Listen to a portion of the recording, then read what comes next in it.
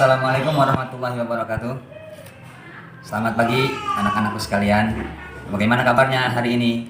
Mudah-mudahan kita semua dalam keadaan sehat walafiat dan selalu semangat belajar walaupun dalam keadaan seperti sekarang ini yang kita ketahui posisi kita sedang berada di zona yang tidak kita inginkan karena kita belajar hanya melalui daring, bukan tatap muka secara langsung atau bermuajahah. Sebelum kita masuk ke pelajaran, ada beberapa yang ingin Bapak sampaikan terkait tujuan pembelajaran kita, yaitu yang pertama, siswa nanti dapat melafalkan materi yang diajarkan dalam Quran Surat Al-Falaq. Yang kedua, tujuan dari pembelajaran materi kita kali ini, siswa dapat menuliskan Quran Surat Al-Falaq. Dan yang ketiga, siswa dapat menghafal Quran Surat Al-Falaq. Untuk itu, kita mulai saja pelajaran daring kali ini. Materi yang akan diajarkan adalah bab 1 Surat Al-Falaq. Nanti sebelum Bapak menjelaskan tentang Surat Al-Falaq ini, Bapak akan membacakan terlebih dahulu Quran Surat Al-Falaq yang nanti kalian pun akan membacanya masing-masing ketika ditugaskan untuk membaca Surat Al-Falaq. Akan dengarkan oleh kalian bacaan dari Surat Al-Falaq ini. A'udzu billahi minasy syaithanir rajim. Bismillahirrahmanirrahim. Qul a'udzu birabbil falaq min syarri ma khalaq wa min syarri ghasikin idza waqab wa min syarrin naffasati fil 'uqad wa min syarri hasidin idza hasad. Surat Al-Falaq ini termasuk golongan surat Makkiyah.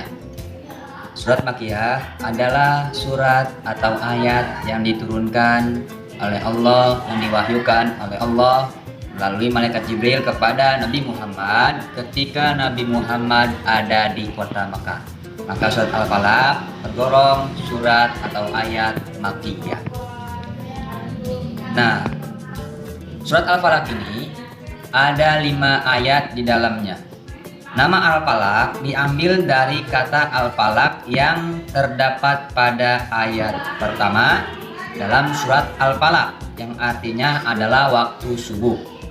Surat Al-Falaq diturunkan setelah surat Al-Fil. Nah, surat Al-Falaq termasuk golongan surat Makkiyah yang tadi Bapak jelaskan karena diturunkan di kota Mekah sebelum Nabi Muhammad SAW hijrah ke Madinah. Dan isi kandungan surat Al-Falaq adalah hanyalah Allah Subhanahu wa Ta'ala yang menolong, menjadi pelindung kita, dialah yang menguasai waktu subuh. Ayat ini juga menjelaskan tentang kejahatan di malam hari yang gelap gulita dari segala kejahatan makhluk-makhluk Allah Subhanahu wa Ta'ala, baik jin maupun manusia. Akan tetapi di malam hari tidak selalu melahirkan kejahatan.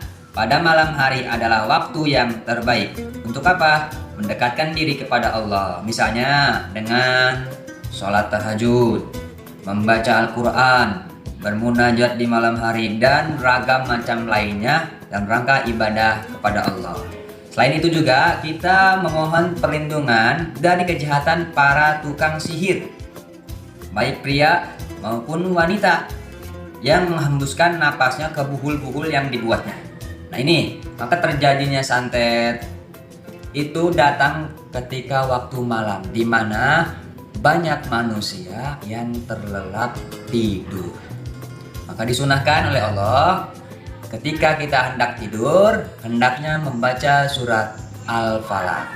Selain itu, Rasulullah menganjurkan kita ketika hendak tidur membacakan surat Al-Ikhlas, Al-Falaq, An-Nas, dan dilanjut dengan ayat kursi. Untuk apa? untuk tidur kita agar terjaga dari sihir-sihir yang dihembuskan oleh para tukang sihir.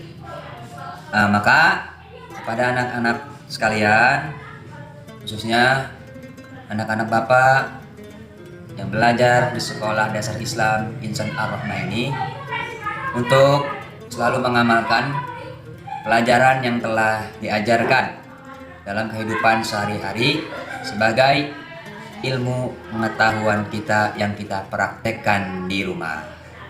Nah, itu saja mungkin penjelasan dari Bapak tentang surat Al-Falaq ini. Nanti akan kita lanjut pertemuan selanjutnya membahas ilmu tajwid dari Quran surat Al-Falaq. Jumlah keseluruhan Al-Quran adalah 30 juz, 114 surat, 6.666 ayat. Aku ulangi, jumlah keseluruhan Al-Quran adalah 30 juz, 114 surat, 6.666 ayat. Harus kita ingat dan harus kita ketahui sebagai umat Islam. Dan surat At-Tin adalah surat ke-95 urutannya di dalam Al-Quranul Karim. Nah, nanti akan Bapak bacakan surat At-Tin ini, kalian mendengarkan, yang nanti pula kalian akan membacakan satu persatu ketika ditugaskan untuk membaca surat At-Tin tersebut. A'udzu billahi minasyaitonir rajim. Bismillahirrahmanirrahim. Wattini wazzaitun wa turi sinin wa hadzal baladil amin. Laqad khalaqnal insana fi ahsani taqwim. Summa radadnahu asfala safilin illa alladhina amanu wa 'amilus solihati falahum ajrun ghairu mamnun. Fama yukadzibuka ba'du biddin alaysa Allahu biahkamil hakimin. Surat At-Tin ini merupakan surat ke-95 susunan di dalam Al-Quran. Maka perlu kita ketahui bahwa Al-Quran mempunyai 114 surat. Bapak ulangi, Al-Quran mempunyai 114 surat, 30 juz dan 6.666 ayat. Kita lanjut kepada isi kandungan surat At-Tin. Isi kandungan surat At-Tin ini tentang karunia dan kenikmatan Allah Subhanahu wa Ta'ala. Ini merupakan bukti sifat kasih sayang Allah Subhanahu wa Ta'ala kepada manusia. Bukti kasih dan sayang Allah antara lain: yang pertama, karunia nikmat Allah Subhanahu wa Ta'ala. Yang kedua, jaminan keamanan kota Mekah yang diberikan Allah Subhanahu wa Ta'ala.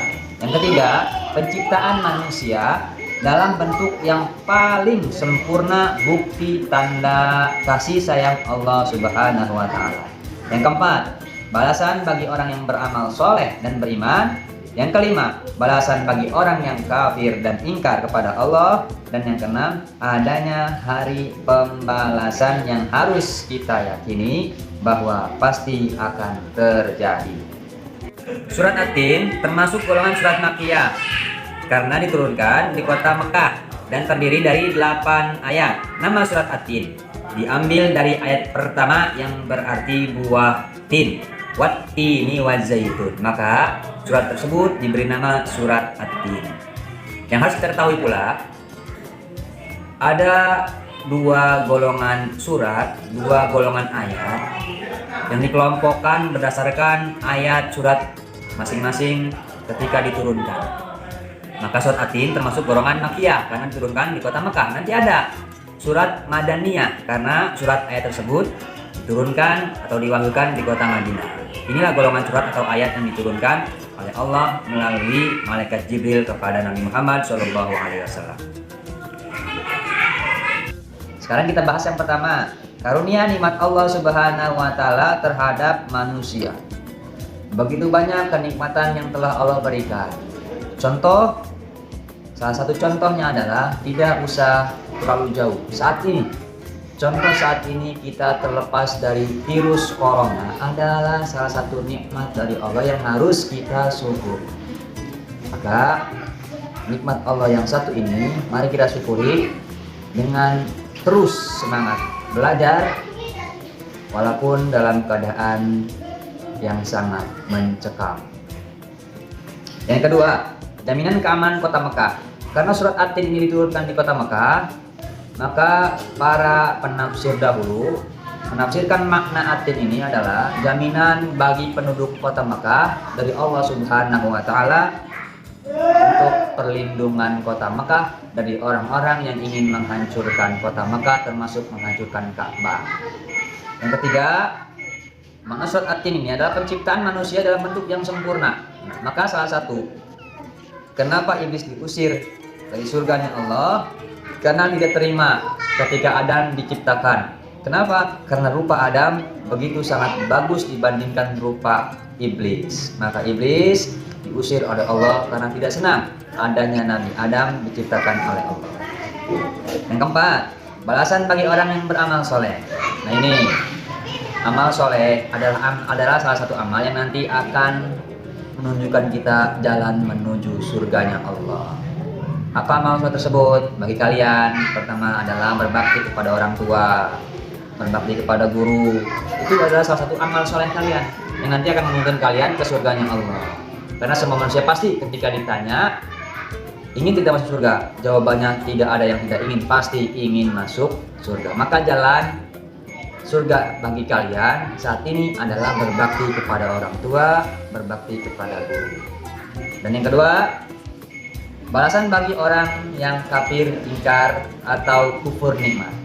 Tidak diragukan lagi, ketika orang kafir, orang yang ingkar, orang yang kufur nikmat, Allah akan membalasnya ketika di akhirat dengan balasan akan dimasukkannya ke dalam neraka. Salah satu tempat yang tidak pernah ada kesenangan dan tidak pernah ada ujungnya dalam kesusahan. Nauzubillahi min dzalik. Semoga kita semua tidak termasuk orang yang kafir dan kufur nikmat. Dan selanjutnya, makna isi kandungan surat At-Tin ini yang keenam, adanya hari pembalasan. Hari pembalasan akan terjadi ketika bumi, langit beserta isinya dihancurkan oleh Allah, yang kita sebut hari itu adalah hari kiamat. Setelah hari kiamat terjadi, maka disitulah awal mula hari pembalasan manusia. Pembalasan apa? Amal ketika di dunia. Nanti akan dibalas di akhirat setelah ditimbang, dihisab, yaumul mizan. Nah, disitulah hari pembalasan akan kita dapatkan. Semua manusia akan mendapatkan pembalasannya masing-masing untuk amalnya ketika di dunia yang ia kerjakan. Maka inilah 6 isi kandungan surat At-Tin yang hari ini kita pelajari. Untuk selanjutnya, setelah ini nanti kita akan membahas tentang hukum tajwid yang ada di dalam surat At-Tin. Maka cukup sekian dulu pelajaran pertemuan kali ini melalui daring yang membahas tentang surat At-Tin. Bapak akhiri, Assalamualaikum warahmatullahi wabarakatuh.